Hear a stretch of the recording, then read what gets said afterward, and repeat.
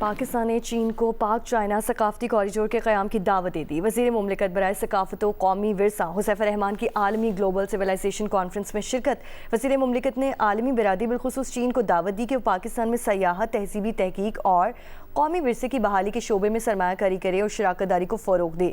وزیر مملکت برائے ثقافت و قومی ورثہ حذیفہ رحمان نے چین میں ہونے والی پہلی بین الاقوامی گلوبل سویلائزیشن کانفرنس میں شرکت کی۔ کانفرنس سے خطاب میں حذیفہ رحمان نے پاکستان کی تہذیبی وراثت اور ثقافتی تنوع کو اجاگر کیا۔ انہوں نے کہا کہ پاکستان تہذیبوں کی سرزمین ہے جہاں وادی سندھ کی قدیم تہذیب، گندھارا آرٹ، بدھ مت کے آثار اور صوفی روایات کا گہرا اثر پایا جاتا ہے۔ وزیر مملکت نے عالمی برادری بالخصوص چین کو دعوت دی ہے کہ وہ پاکستان میں سیاحت، تہذیبی تحقیق اور قومی ورثے کی بحالی کے شعبوں میں سرمایہ کاری کرے اور شراکت داری کو فروغ دے۔